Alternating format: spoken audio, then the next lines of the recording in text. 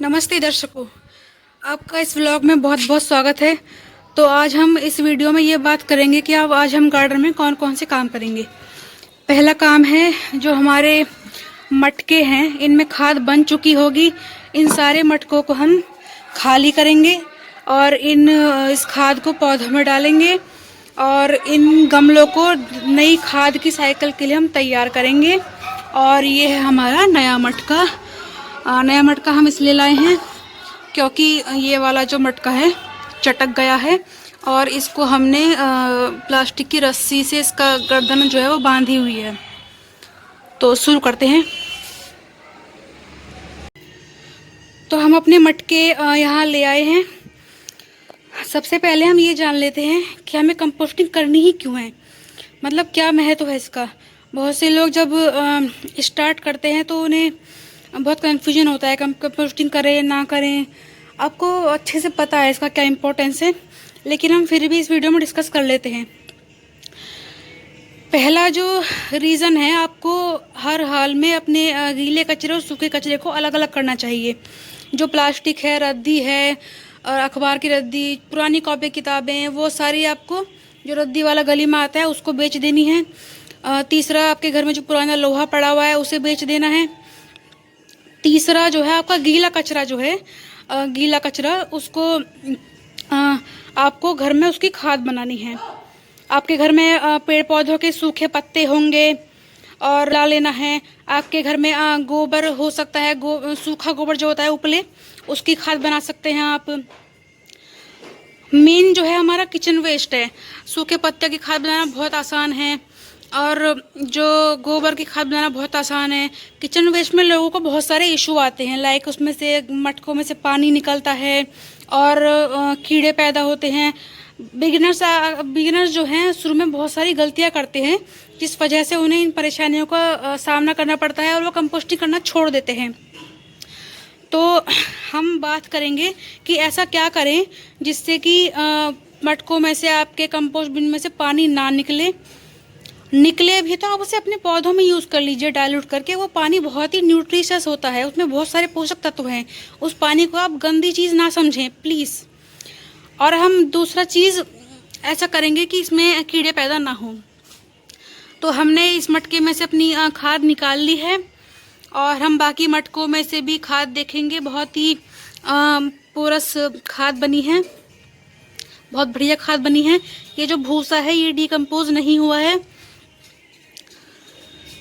इसे डिकम्पोज होने में काफ़ी टाइम लगता है क्योंकि ये सूखा कचरा है। सूखे कचरे को डिकम्पोज होने में टाइम लगता है, जो गीला कचरा है वो जल्दी डिकम्पोज हो जाता है। पहला कारण हमने जाना कि आपको अपना वेस्ट को सेग्रीगेट करना चाहिए। दूसरा कारण है कि जब भी हम करते क्या हैं कि हम जो भी सूखा कचरा होता है, गीला कचरा होता है, हमारा कागज़ हो गया, प्लास्टिक हो गया, कोल्ड ड्रिंक की बॉटल्स हो गई, पॉलीथीन हो गई और एल्यूमिनियम की फॉइल, अखबार और गीला कचरा, फल सब्जियों के छिलके, हम सब ये गलती करते हैं कि उस सबको एक जगह भर के, पॉलीथीन में भर के, और हमारी गली में जो भी म्यूनसिपाल्टी वाला आता है या कोई अंकल आंटी आते हैं कूड़ा लेने के लिए, उनको दे देते हैं और वो ले जाकर कूड़े के पहाड़ पर डाल देते हैं।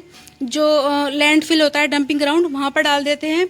और जो म्यूनसिपाल्टी वाले होते हैं या जो भी संरक्षक होते हैं वो कूड़े को जला देते हैं, जिससे कि वहाँ पर बदबू पैदा ना हो। वहाँ आसपास रहने वाले लोगों को सांस की बीमारियाँ हो जाती हैं, उनके फेफड़ों में दिक्कत हो जाती है। तो आपको प्रकृति की थोड़ी सी भी चिंता हो तो प्लीज़ आप घर पर खाद बनाना शुरू कीजिए। ये मेरी आपसे रिक्वेस्ट है। ये बहुत ही आसान है, बहुत ही आसान है, आपको कुछ नहीं करना है। हम आगे अब अपनी कंपोस्टिंग पर आ जाते हैं। हम बहुत ही आसान से प्रोसेस डिस्कस करेंगे यहाँ पर, तो आपको उसको फॉलो करना है, बस इतना सा काम करना है। सबसे पहले आपको एक बर्तन चाहिए होगा जिसमें आपको कंपोस्टिंग करनी है। वो आपका मिट्टी का मटका हो सकता है, मिट्टी का गमला हो सकता है, कोई प्लास्टिक का गमला या टब हो सकता है, कोई प्लास्टिक का गमला या फिर कोई सीमेंट का गमला भी हो सकता है। जिसमें आप कंपोस्टिंग करना चाहे उसमें आप कर सकते हैं। दूसरी चीज़ इसमें आपको साइड में होल्स कर लेने हैं एयर सर्कुलेशन के लिए, जिसकी वजह से कंपोस्टिंग के दौरान जो माइक्रोब्स पैदा होंगे वो एरोबिक माइक्रोब्स होंगे, यानी कि ऑक्सीजन से जिंदा रहने वाले माइक्रोब्स। उससे आपके, अगर एरोबिक माइक्रोब्स हैं तो आपके कंपोस्टिंग में बदबू पैदा नहीं होगी, एरोबिक नहीं है तो आपके कंपोस्टिंग में बदबू पैदा होगी। तो आपको ये साइड में होल्स ज़रूर कर लेने हैं। इसमें नहीं है क्योंकि ये नया मटका था, उस वाले में हो रखे हैं छेद, और यहाँ पर प्लास्टिक के गमलों में भी मैंने छेद किए हुए हैं एयर सर्कुलेशन के लिए। एक हो गया मटेरियल, दूसरा हो गया होल्स, तीसरा हो गया आपको कुछ सूखे कचरे की ज़रूरत होगी। चाहे तो आप कागज़ ले सकते हैं, कार्डबोर्ड ले सकते हैं, गत्ता, कोई भी मिट्टी ले सकते हैं, कोई भुरभुरी मिट्टी, या फिर मेरे पास जैसे ये भूसा है ये ले सकते हैं, कोकोपीट ले सकते हैं, और रेत भी यूज़ कर सकते हैं। मतलब जो भी आपके पास हो, ऐसा कोई रिस्ट्रिक्शन नहीं है कि यही चाहिए, ठीक है।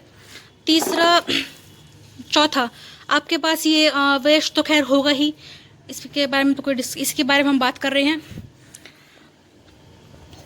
कितनी भुरभुरी खाद बनी है, कितनी बढ़िया खाद बनी है। इसमें कोई भी किचन वेस्ट का पीस नहीं दिख रहा है, सिर्फ भूसा दिख रहा है, क्योंकि उसे डिकम्पोज करने में टाइम लगता है। अब बात कर लेते हैं प्रोसेस की। सबसे पहले आपको ये ध्यान रखना है कि आपको मिट्टी के गमलों के नीचे भी छेद करना है। तो गमलों में तो आपको कोई छेद को ढकने की ज़रूरत है नहीं, लेकिन अगर हम प्लास्टिक की बात करें तो आपको इसके ऊपर कुछ ना कुछ चीज़ से ढकना है। लाइक आप ये थर्माकोल का पीस है, इससे ढक सकते हैं। ये फटा हुआ है तो इसमें पानी रुकेगा तो नहीं। खैर, दूसरी चीज़ आप कपड़ा भी यूज़ कर सकते हैं, यूज़ कर लेते हैं। कोई भी पुराना कपड़ा ले सकते हैं आप, मोटा कपड़ा, पतला कपड़ा, कुछ भी चलेगा। इसके ऊपर आपको एक लेयर भूसे की लगानी है।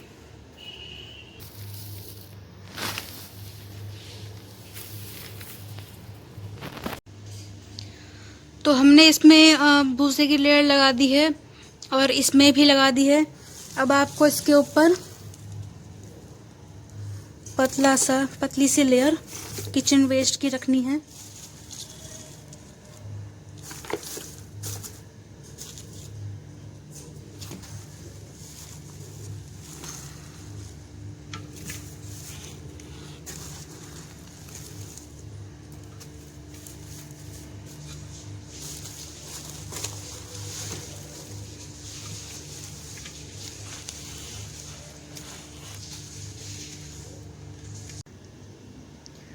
अगर आपके पास मिट्टी की कमी है तो मटकों में तो आपको मिट्टी डालने की ज़रूरत है नहीं, कोई भी सूखा कचरा चलेगा। लेकिन प्लास्टिक के गमलों में आपको मिट्टी डालने की ज़रूरत है, क्योंकि अगर आपने इसमें नहीं डाला मिट्टी, तो मिट्टी या कोकोपीट, तो पानी इसमें से पानी निकलेगा किचन वेस्ट में से। तो उस किचन वेस्ट का पानी को सोखने के लिए कुछ ना कुछ सूखा मटेरियल, कोई ना कोई ऐसा मटेरियल होना ज़रूरी है जो पानी को एब्जॉर्ब करे। तो आपको इस पर मिट्टी ज़रूर ढकनी है।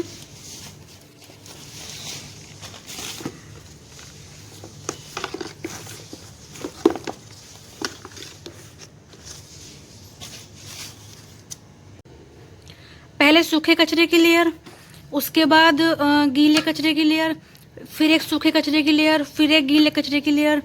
और प्लास्टिक की बात करें तो यहाँ पे आपको मिट्टी की लेयर भी लगानी है, ताकि उसमें से निकलने वाला जो पानी है उसे वो एब्जॉर्ब कर सके। आपके पास कोकोपीट है तो वो ऑर्डर कर लीजिए, कोकोपीट भी यूज़ कर सकते हैं। This is the process.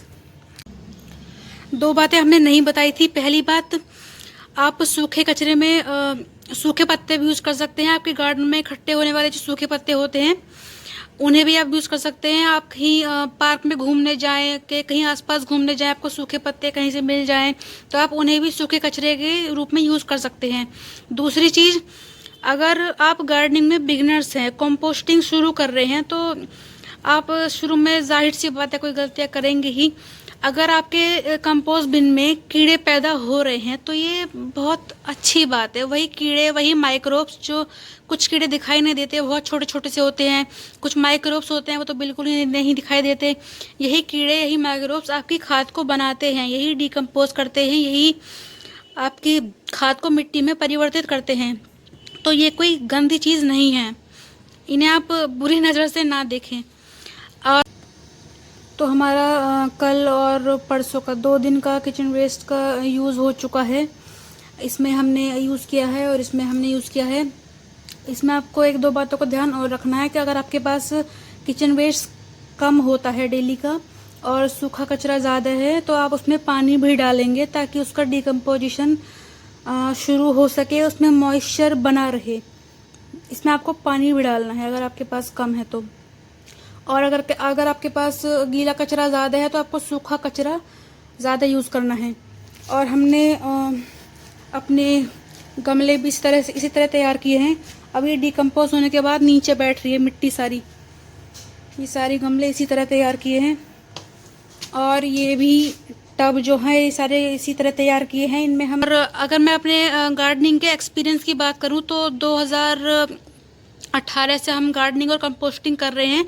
शुरू में मेरे कंपोस्टिंग में जो कीड़े हैं, इंसेक्ट्स हैं, वो पैदा होते थे, बग्स हैं और बहुत सारे कीड़े पैदा होते थे।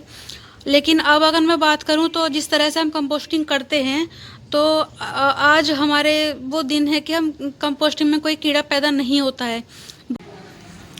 नया मटका तो हम ले आए हैं, लेकिन अगर किसी को पता हो कि इस टूटे हुए मटके को दोबारा यूज़ कैसे करना है तो मुझे प्लीज़ बताइएगा, क्योंकि मुझे पता है अगर मैंने इसे फेंका तो ये फिर से लैंडफिल पे ही जाएगा।